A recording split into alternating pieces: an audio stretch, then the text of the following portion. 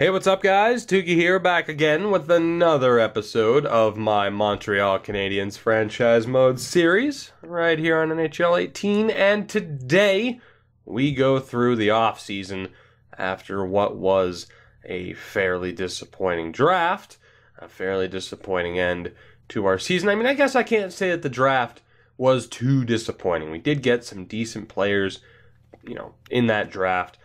It's just that overwhelming feeling of disappointment after missing out or, just flat out blowing it in the playoffs. We didn't miss out on the playoffs. In a way, I kind of wish we did. We might have ended up with a better pick. It's just a disappointing time for this team right now.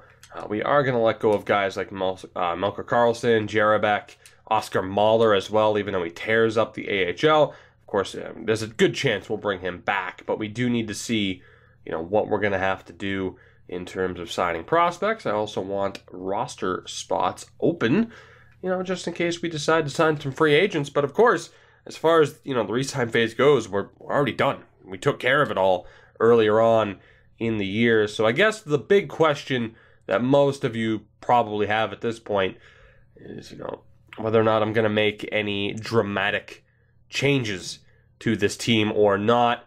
A lot of questions as to what am I going to do with Carey Price? Am I going to get rid of Jesse Puljujärvi after a very disappointing postseason? And they're all legitimate questions, no doubt about that. But I got to admit, the plan for this series, much like with the Manhattan Project, again, was to win the Stanley Cup with Carey Price. Of course, the problem is, spoiler alert for the Manhattan Project, we won in year one with Hank. That hasn't happened. I've said this before. I just want to reiterate in case some of you might not have been listening or just don't care. I still want that to be the case. I still want to win with Carey Price. Now, of course, that doesn't answer the question as to what am I going to do with Puljujärvi after that disappointing of a season. But the problem is, I'm not sure if there's anything I really have to do with Puljujärvi. Now, obviously, when you look here, someone might be yelling, "Oh my God, sign Bobrovsky. Have him be Carey Price's replacement." Potentially not the worst idea. Shesterkin, not the best prospect to be signing at this point. He's 26, hardly a prospect, so there aren't any goalie prospects. So this is the first thing I'm going to do.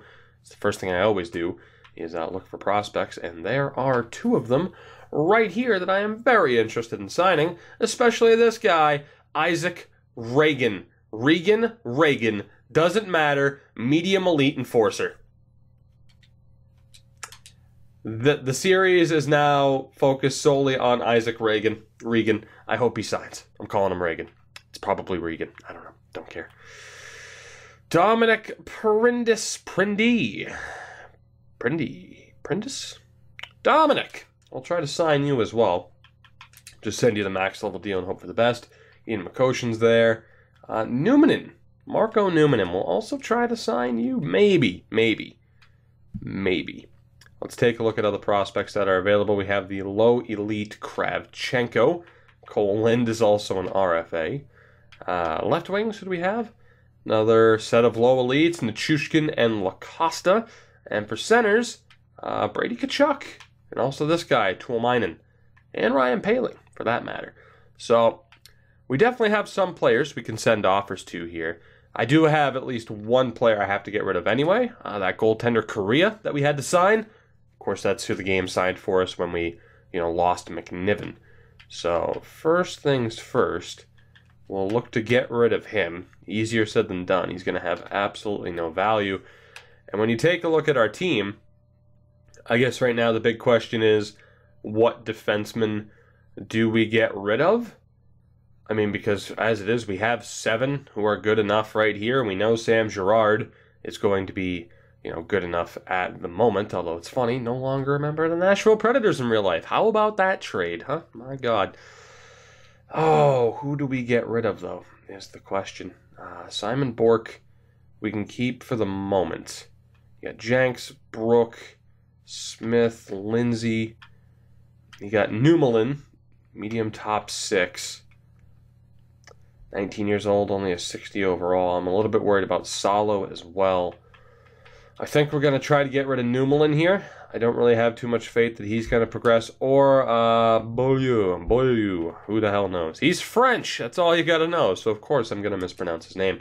We'll look to move these three. Of course, the latter is not currently signed. But still, we'll use them to at least try. I mean, you could argue use them to try and get a player, but we'll aim for a pick right now. First round pick from Anaheim's. Yeah, it's a little bit too much, but maybe we can get this to work. How's a 4th round pick this year sound? Are we any closer? No, we are not. So we'll get these picks, and then, of course, the goal will probably be to use these picks later on to get certain moves done. As I didn't expect that to go through, but I'm all right with it. We do pick up a 2nd and a 3rd from the Anaheim Ducks. Is there anybody else that we can move out? Because, of course, we do have some unsigned players that I'm probably going to have to do something with at some point, including DeMaio, who we picked up in the last draft. Tamirnez, 60 overall, 21 years old. You are gone.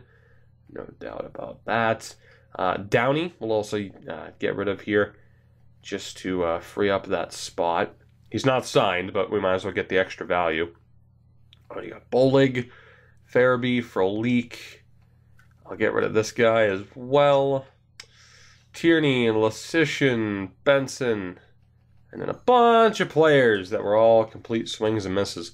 So we'll just try to get rid of a bunch of not necessarily garbage, but we'll get rid of some players that we don't need. We'll even make a trade with the Bruins. I'm sorry. Nope, I'm not actually, because you don't want to give up any picks. The Carolina Hurricanes do. Now, obviously, a 1st round pick would be way too much. So we'll try. How about a 2nd and 2/3? How close is that? You know what? Still, I didn't expect that to go through. I'm all right with the fact that it did. I might not have gotten as much back for that deal as I could have. But again, I'm okay with it. Benson is somebody who we could look to move out. 24 years old at this point. Emery is definitely going. Only at 57 at 21 years old. And someone like Semin, odds are, won't make it either. But we'll look to potentially keep him for the moment. You got Emery, Dubois. Who else can we get rid of here? Just the guys at the bottom. I can't even get rid of both of them right now. So, I mean, that's okay. We'll try to trade them out to Chicago to pick up some extra draft picks. Nope. It's not going to work. Anybody else? Florida, maybe? Nope. All right. Anybody else that wants Emery, potentially? Toronto. There we go. That's better. So let's see. We got the 2nd. Well, actually, a 1st round pick from Toronto? No. It was worth a shot. That's all I'm saying. Again, how about a 2nd? And no, I didn't want to go 2 seconds. How about a 2nd and 2/3 for a bunch of garbage that I'm never going to use? I mean, yeah, I'm not surprised that went through given Emery's value. I kind of forgot Emery was in there. I might have been able to get something else better, but again, it's fine. And really, it's not an issue giving up on Emery whatsoever. Let's just see where I can send. Can I send Louis to Toronto? I mean, I might as well. Even for, say, a 5th rounder? No. Yeah, he's not going to be worth a whole hell of a lot. How about just the 7th? I might even be able to get a 6th. Just the 7th to get rid of him. Okay, so we have 9 contract spots, which we'll have to remember that. How many offers have we sent out so far? All right, so how do we want to do this? And do we want to go after any of these players? Now, we do have $13 million available to us. But the question is that good enough? Is McNiven good enough to be our backup goaltender this year?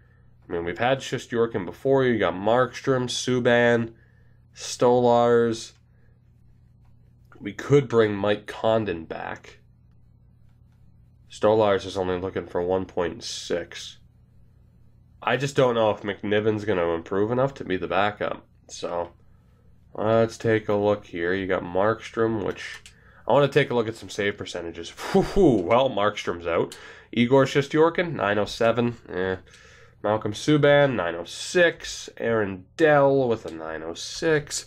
Stolars with a 914. Stolars might be the guy. Steve Mason still sucks. Mike Condon with a 912. So yeah, I think Stolars is the first one to go for. He's looking for a little bit less money. 2 years at 1.6. I'm a little bit nervous about giving him 2 years. How about 1 year? And I'll bump it up to what you're asking for. And we'll see if we can bring in Stolars. That leaves us with 6 offers. And again, the question is, do we try to sign anybody here, or do we just go out for prospects? So allow me to take a look at the team once more. Again, though, it sucks because we have pretty much the same team. Everybody's locked in. I mean, if you look at that top 4, Quentin Hughes is going to be there now. Noah Juulsen's still there, but there's some concerns about him. Kevin Shattenkirk, somebody who might be likely to be traded this year. So we could look to bring in a defenseman, but that would mean moving somebody else out. I know some people have lost faith in Puljujärvi, which I'm not too surprised about. And there is a little bit of potential discussion here of someone like Garlock and Heinold potentially making the NHL this year. So I think our best bet is to just go with prospects and then to see what prospects of ours, that we already have, graduate up to the NHL level. Because, Philip Forsberg, right? He never seems to sim well. He had 60 points. No, thank you. Especially for what he's asking for. Nino Niederreiter did have 74 points, but at least last year, he didn't sim too well for me. I don't know if he's a very safe bet. On defense, Colton Parayko is kind of the guy, which, point total-wise isn't the biggest factor with him, but he was a minus 27. Good Lord. I think I'm just going to hold off. Now, for Brady Tkachuk, that's a different story. Of course, he shouldn't be a UFA. He should be an RFA, but because of the game, the way it is, with creative players, that is an unfortunate thing for whoever drafted him. Do we go after Numminen at low top 4? Here's the thing, like Regan, Prindy, who knows? It's probably Prindis, unless he's, yeah, it wouldn't be French. With a first name like Dominic, it probably wouldn't be French. So Prindis. Those two guys, we're more or less signing them to eventually trade them, because the odds are they won't progress quickly enough. Same thing with Numminen. So again, I still have 6 offers, or potentially 6 spots. But there's no guarantee that all of them would sign. So I think in the case of Prindis, we're going to hold off.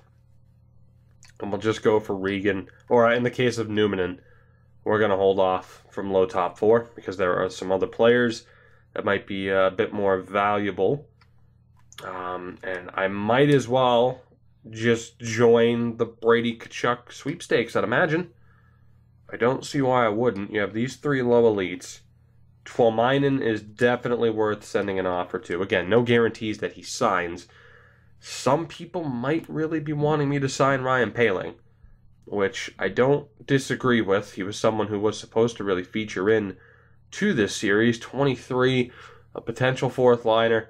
But when you look at the attributes, it's not great. He's defensive, but offensively the passing's a bit weak. He doesn't have a great shot. Coland we're going to let go of just because, we've featured him enough, I would say. So if we're up to 4 offers, we have 5 offers potentially at this point. Yeah, it would probably just be these top 4. So that's what we're going to do. We'll send an offer in for LaCosta, Kravchenko, Nichushkin, and I'll join in on the Brady Tkachuk sweepstakes. He was taken 3rd overall by Vegas. How has he done so far in his career? A career high of 40 points in the NHL. He had 24 goals last year. But he played 83 games, which means he was traded to somebody at some point. So the question is, how much money would I want to throw at him? Because more than likely he projects to be a 2nd-line guy, which means we could bump Gallagher back down to the 3rd line. To be honest, that line actually, you're looking at Farabee, Norris, Tkachuk. Tkachuk could be a part of the future. He very well could be. We'll try to sign him for cheap right now. Question is, how much more do we want to sign him to? If we view him as a second-line player, I mean, I have the cap space right now for this season to... I mean, I can nearly guarantee that we could sign him. We have $13 million to spend, with the potential of getting rid of even more cap, you know, depending on what players we get rid of. So I'm going to go all out here. It might be cheap, but we have what, 13? Yeah, we got $13 million to spend. I'm going all out. I might as well. And we'll try to sign him for, I mean, how cheap do I want to be about this? I mean, it's pretty much guaranteeing that he's going to be mine, unless he doesn't like the team. I'll go $10 million for one season to give us a little bit of wiggle room in case something changes with the cap. And also, of course, we sent out the offer to Stolarz. So we'll see what happens. I certainly didn't plan on sending an offer to Tkachuk, but a player of that caliber just sitting there, he could be a third liner for us this year. We'll see. As Reagan, the enforcer, the player I probably wanted the most, declines and goes to San Jose. So the medium elite enforcer is off to the Sharks. LaCosta signed for us. Tuomainen, another one of the players I really wanted, has gone to Vancouver. Kravchenko accepted, Nichushkin accepted, Prindis accepted. All right, so we've heard back from the first 5. Now, of course, we do have some more contract spots available now. Again, Forsberg, even someone like Max Domi, I'd say no thank you more than likely. Because, again, I want to see what players progress. And, I mean... But in saying that, it is a bit hypocritical to send an offer for Tkachuk and not Forsberg. But also, I know Brady Tkachuk won't take a top-line spot away from Pacioretty, Drouin, or Jesse Puljujarvi. So, pretty much what I'm telling you by who I'm sending offers out for right now is I'm giving Puljujarvi another chance. And on defense, I want to see if Juleson bounces back. We still have Quentin Hughes, Dumba, and Nurse. It still might not be the best 1-2 punch, but I think Quentin Hughes will eventually become good enough for that second pairing. And I'm going to put a bit of faith in the Juleson rather than signing Colton Parayko. So that is the current situation. And then low top 6, you know, I could send an offer for Paling. And actually on defense, nope, that low top 4 guy is gone at this point. Yeah, we'll hold off on signing Ryan Paling. We'll hold off on that because we do have those other unsigned players. So now we just got to sit back and wait. Let's see. Anthony Stolarz accepted. Brady Tkachuk, surprise, surprise, 1 year, $10 million. He accepts. The only way he was going to decline is if he didn't like the team, which, I mean, we just saw from some of those players. But there you have it. We do make a bit of an impact. We get some of the top prospects in the free agent pool, and we also pick up Brady Tkachuk. And whether or not Anthony Stolarz is our backup, I'm not entirely sure. Again, that depends on the progression from McNiven. Of course, we had him as the backup last year. He wasn't good enough. We go out and get Corey Crawford, who wasn't much better, and who also retired at the end of the last season. So you just can't win, can you? So we'll go ahead and sim here to the beginning of the preseason. And as far as what this team looks like, you know, by the end of this episode, I mean, I imagine it might be another 15, 20 minutes, just depending on how many changes we have to make. So I'm actually gonna go over here and grab the legendary notebook, and we shall grab a pen as well. And in that way, we can depth chart this out and get the team set up exactly as we want it to be. So really quickly, I want to view contracts. Who do we have unsigned? And how many contract spots do we have at this point? So we're at 47. Unsigned players, just DeMaio. He was Canadian, was he not? I imagine he was.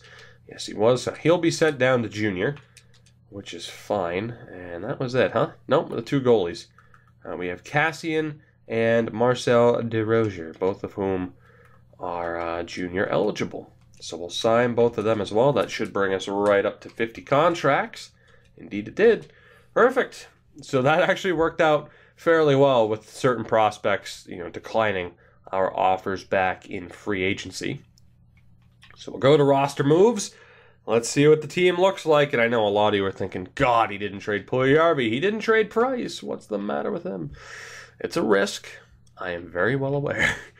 All right, so we'd be over the allowable player limit. That's fine. I want to just make sure that they are sent back down to junior. And to be honest, I'm going to have to sign a fifth goaltender behind McNiven and Hallinan. Hallinan, of course, it's not looking too good for him at this point. Same for McNiven, but they are definitely good enough to be the 1-2 punch down in the AHL. On defense, we have Dumba, Nurse, Juleson, Shattenkirk, Hughes, Girard, Mete, and thankfully nobody else is NHL caliber. So our third pairing this year could very well be Girard, Mete, or we could move out somebody. I mean, we could move out Girard. I mean, offensively, though, great slap shot, 95 offensive awareness. Mete is more of a well-rounded player. Oh, so what to do here? Dumba, Nurse, Juleson, Shattenkirk, and Quentin Hughes is a legitimate top 4 defenseman. Now, 97 on offensive awareness, which is crazy. You get the 92 for Shattenkirk. Noah Juleson, there's still some concerns about his progression. But I'm thinking maybe, just maybe, it'd still be worth keeping Shattenkirk around. So it would potentially be Nurse, Dumba, maybe Hughes, Shattenkirk, Juleson with either Girard or Mete. And again, I like Victor Mete, but aside from being a bit more physical and having better stick checking, Girard's the guy to go with. So I'm thinking Sam Girard's the one here. I don't know if Mete would be happy being down in the AHL either, but for the moment, let's send him down. I want to get the NHL set up. And then here, we have a bit of an issue with Kasperi Kapanen now being a first-line player, although some people are probably screaming, then trade Puljujarvi! Which you might not be wrong as far as what we should do. Farabee's a depth player. Down at the, oh God, Heino, Garlock, Jaskalainen, and Conklin. All potential options as NHL players this year. So yeah, we have a bit of a problem. Tkachuk is also a second-line guy now this year too. So for the moment, let's say we knock down, because with Joel Farabee, right, I want him to progress. Is he worth playing on the third line? Probably not. You look at that category, and we saw what he did in limited time in the NHL last year on the second line. He had 7 points in 10 games. I mean, he is someone we could put on that second line immediately, and he could probably deliver. But when you look at top 6 players right now, I mean, we have one too many. Now, one of the obvious decisions to make would be either get rid of Puljujarvi or Kasperi Kapanen. And I'll show you what I mean, because if we go best lines, and let's see, who would we drop? So let's see, Brady Tkachuk would be top 2, or top 6. He'd be on one of the top 2 lines. So the second line would probably be, who's a better center? It's Norris. So the second line could be Tkachuk, Norris, and Gallagher, with the top line being Pacioretty, Drouin, and then either Kapanen or Puljujarvi. So, and then the third line will be Frolik, Tierney, Deneau, fourth line, whoever. And that's just potentially. So, I mean, if we look at these two here, offensively, puck skills category, slight edge to Kapanen. Offensive awareness, slight edge to Kapanen.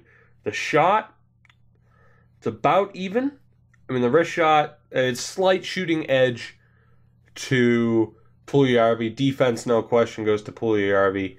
Skating, potentially a slight edge to Puljujarvi. So, oh man, Kasperi Kapanen, Last year, 67 points in 82 games, a new career high. He had 19 goals.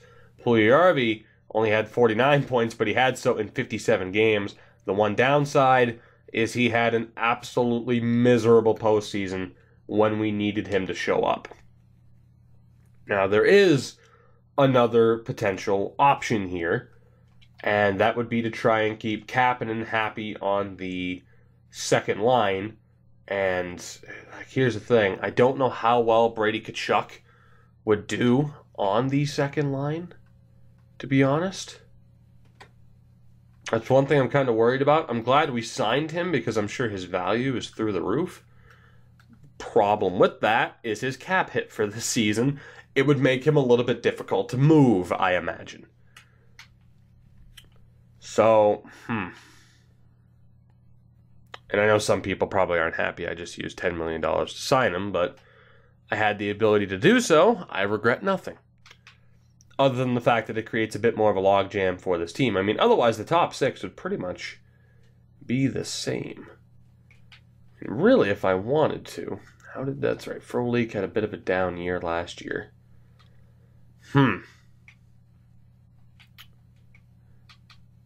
What would we do with this team? We have options. And again, that's just players at the NHL level.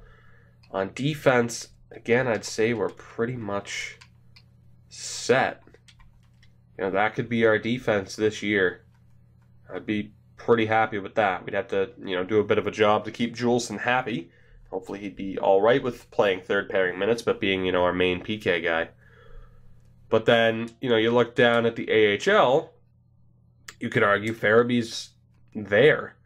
Murray High-Note, I mean, my God, he could be a third liner this year. The only thing holding him back is a little bit of a weaker physical category and a bad shooting category. Preston Garlock as well as a playmaker. I mean, he'd be a good third liner this year too. Very well-rounded stats, despite being a playmaker. And then Jääskeläinen as well is a depth player. You could argue would be good for the fourth line. Well-rounded. Very well-rounded. And he was the last one there. No, he wasn't. Conklin.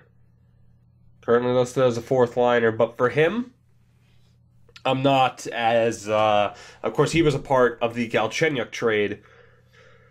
He's not my idea of a fourth liner. That defensive category is a bit weak, and he's not good enough to be on those, those upper lines. Really, the question is just how much of an overhaul do I want there to be? Because needless to say, there's a lot of ways we could set up this team right now. Yes, how would we potentially do this? So again, defense, I think I'm content. Unfortunately, Victor Mete is out. On offense, though, I mean, you talk about McCarron. Not a bad fourth liner. I mean, really, he'd probably be better as a third liner because of that, his offensive capabilities, but not a bad fourth liner. Nick Shore, not a bad fourth liner. But then you have somebody like High-Note. And again, the concern with High-Note and the concern with starting like the vicious cycle of prospects is that Shore and McCarron are good fourth liners. High-Note, good fourth liner. How long is he going to be a fourth liner for? Or even a third liner, which again, I'd be content with playing him on the third line this year. Same with Garlock. Farabee, you could argue, should be a second liner. So, I mean, that's the thing. If we were to... Man, there's so many different ways as I tried to put my arm on the notepad and notepad went flying. Oh, damn. I don't know what to do with this team.